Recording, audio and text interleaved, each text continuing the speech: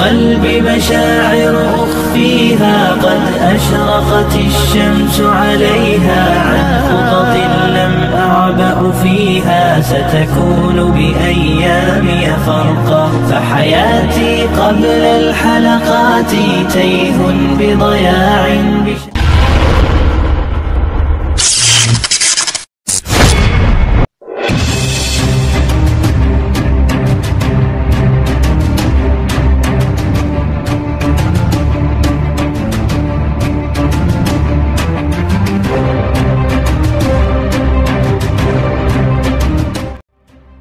Assalamualaikum warahmatullahi wabarakatuh.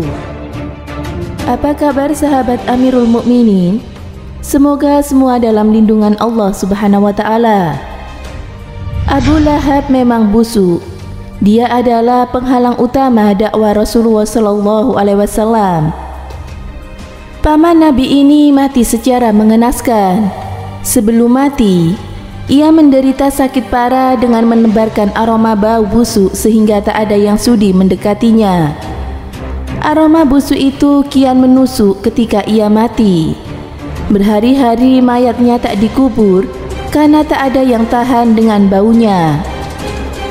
Mayat Abu Lahab akhirnya dilempari batu oleh sanak keluarganya dari kejauhan sampai terkubur oleh batu kerikil itu.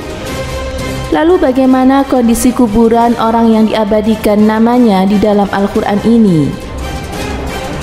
Belum lama ini, di kanal YouTube Alman Mulyana menayangkan kuburan dedekot kafir Quraisy ini. Kuburan Abu Lahab ini berada di puncak gunung yang kemudian dinamakan Jabal Abu Lahab atau Gunung Abu Lahab. Gunung yang menyimpan jasad Abu Lahab itu tak jauh dari Masjidil Haram, sekitar 3-4 km. Dari atas gunung yang sudah diratakan dan di sekelilingnya banyak berdiri bangunan itu terlihat kesibukan kota. Mobil lalu lalang dan gedung-gedung yang berjejer. Abu Lahab cukup kaya. Kondisi kuburannya itu adalah rumah keduanya. Rumah pertamanya lagi ada di komplek Masjidil Haram. Alman Mulyana menceritakan, untuk mencapai kuburan Abu Lahab butuh tenaga ekstra karena mesti jalan kaki melalui gang-gang pemukiman yang sunyi. Di situ banyak rumah tua tanpa penghuni alias kosong. Pemukiman ini dinamakan Kampung Abu Lahab. Tak tampak lalu lalang atau anak-anak yang sedang bermain layaknya sebuah pemukiman di sana. Di salah satu rumah bau bangkai menyeruak. Serem banget di sini, tambah Alman. Dia pun batuk-batuk seperti tersedak karena menahan bau yang menyengat. Aura negatif ini, tuturnya. Aduh, sampai berair mata saya, tambahnya. Jalan yang dilalui menanjak layaknya mendaki gunung. Hanya saja, ini adalah perjalanan melalui gang-gang yang sebagian jalannya merupakan anak tangga selebar tidak lebih dari 2 meter. Alman mendatangi kuburan Abu Lahab bersama 2 orang temannya yang sama-sama YouTuber dari Indonesia. Mereka terlihat ngos-ngosan untuk mencapai kuburan sang legendaris itu. Beberapa menit dari rumah kosong berbau busuk tadi, mereka sampai di puncak gunung Abu Lahab. Puncak gunung itu berpagar besi. Inilah kuburan Abu Lahab, kata Alman dengan nafas tersengal-sengal. Jangan berpikir kuburan itu layaknya kuburan di Indonesia yang banyak nisan dengan tulisan penghuninya. Tidak, ini adalah tanah kosong berbatu. Ada cekungan dan puncak gunung, dan cekungan itulah yang diperkirakan menyimpan jasad Abu Lahab bersama istrinya. Tak ada tanda sedikit pun yang menggambarkan bahwa itu adalah kuburan.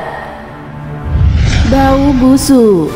Tentang bau busuk itu mengingatkan kita akan matinya Abu Lahab yang tragis.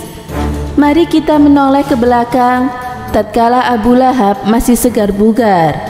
Kala itu kafir Quraisy mengirim 1000 pasukan dalam perang Badar. Abu Lahab tidak mengikuti pertempuran tersebut. Namun ia menyumbang 4000 dirham untuk mendukung perang itu. Dia juga meminta seorang temannya, Al-Asi bin Hashim, untuk menggantikannya di medan perang. Perang Badar berakhir dengan kekalahan yang memalukan dari pihak musyrikin Quraisy.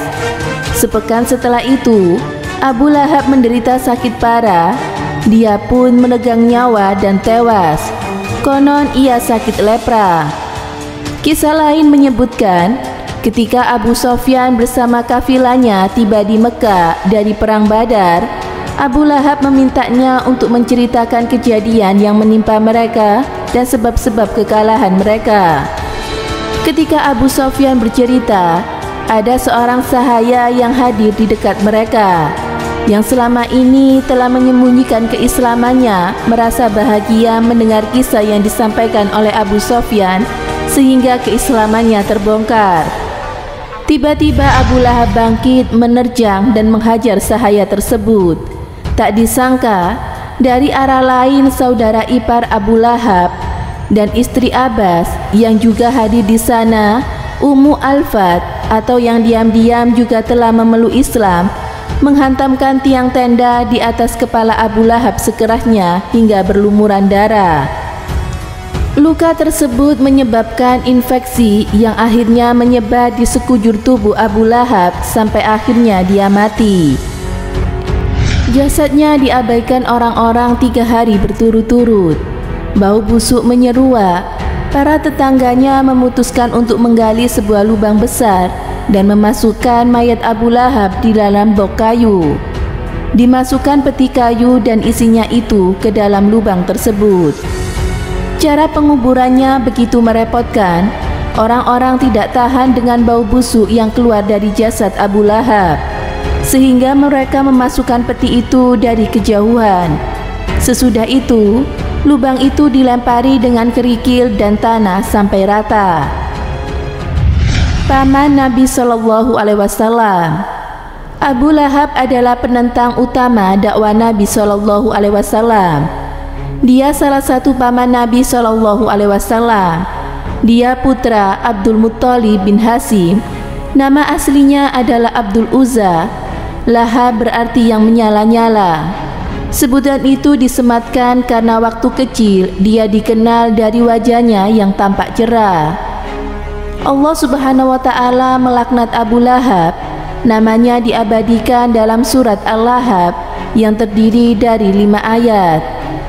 Asbabun nuzul surat itu diterangkan Imam Bukhari yang meriwayatkan dari Ibnu Abbas. Konteksnya adalah sesudah Nabi Shallallahu Alaihi Wasallam menerima wahyu yang pertama. Awalnya, beliau Shallallahu Alaihi Wasallam melakukan dakwah secara sembunyi-sembunyi. Selang waktu kemudian, turun surat As-Siswara ayat ke-214 yang artinya, dan berilah peringatan kepada kerabatmu yang terdekat.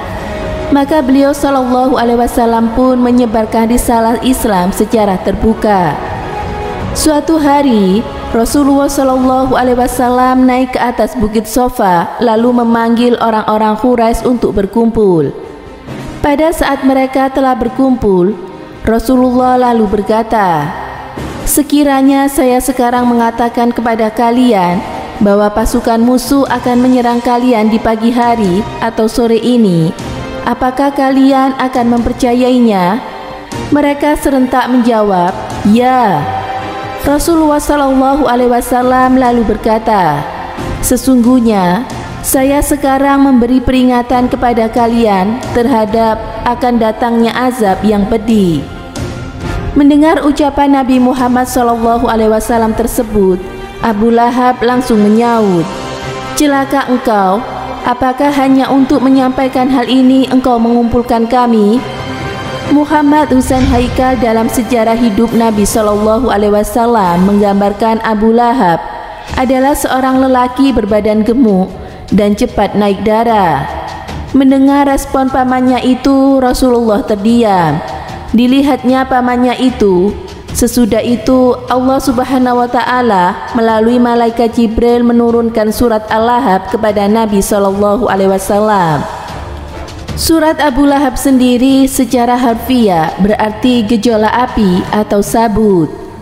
Pada ayat keempat dan kelima disebutkan firman Allah Subhanahu wa Ta'ala yang artinya, dan begitu pula istrinya, pembawa kayu bakar yang di lehernya ada tali dari sabut. Maknanya, istri Abu Lahab kelak juga akan merasakan siksa api neraka. Riwayat Ibnu Jarir yang sampai pada Yazid bin Zaid menyebutkan, suatu ketika istri Abu Lahab menebarkan duri-duri di jalan yang biasanya dilalui oleh Nabi Shallallahu Alaihi Wasallam. Tak lama kemudian turunlah surat Al-Lahab ayat ke-1 hingga ke-4. Perlu diketahui, surat Al-Lahab turun 10 tahun sebelum matinya Abu Lahab.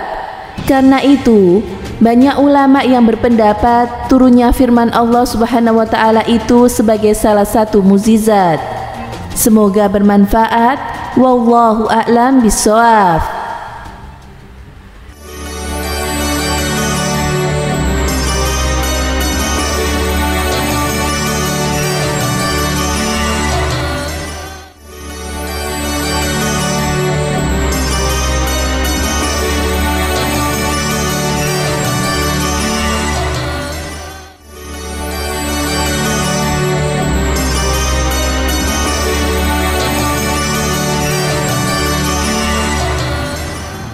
Assalamualaikum warahmatullahi wabarakatuh, pemirsa Amirul Mukminin yang dirahmati Allah Subhanahu wa Ta'ala.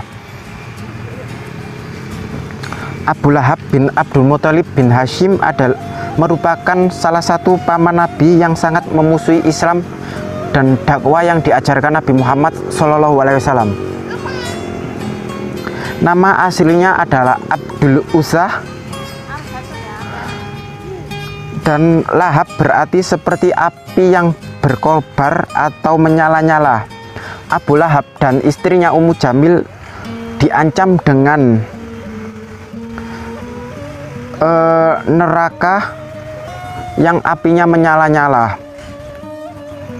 Kelak mereka berdua akan masuk neraka karena selalu memusuhi dakwah Nabi Muhammad dan tidak mau beriman kepada Allah Subhanahu wa Ta'ala. Sebagaimana yang diterangkan dalam surah Al-Lahab ayat 1-5. Istri Abu Lahab juga akan masuk neraka karena Ummu Jamil ini sangat memusuhi Rasulullah. Beliau orang ini selalu menebarkan duri-duri di jalanan di depan rumah beliau dan di sekitar rumah beliau.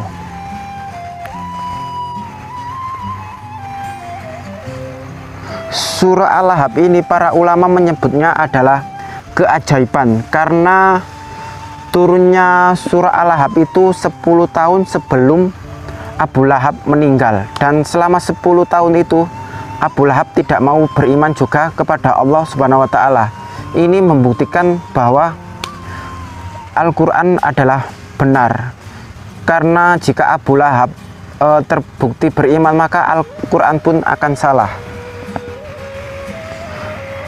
Hingga sampai akhir hayatnya Abu Lahab itu tidak mau beriman kepada Allah, persis seperti yang dikabarkan oleh Al-Quranul Karim. Abu Lahab itu tidak ikut dalam perang Badar, tetapi dia membiayai pasukan kafir Quraisy dengan biaya yang sangat besar.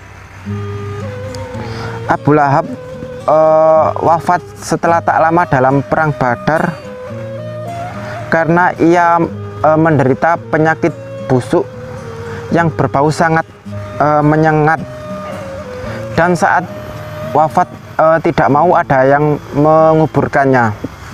Setelah wafat pun orang-orang mencium bau yang sangat busuk dari jenazah Abu Lahab. Maka para penduduk Mekah melempari batu sehingga tertutup kuburannya dengan batu.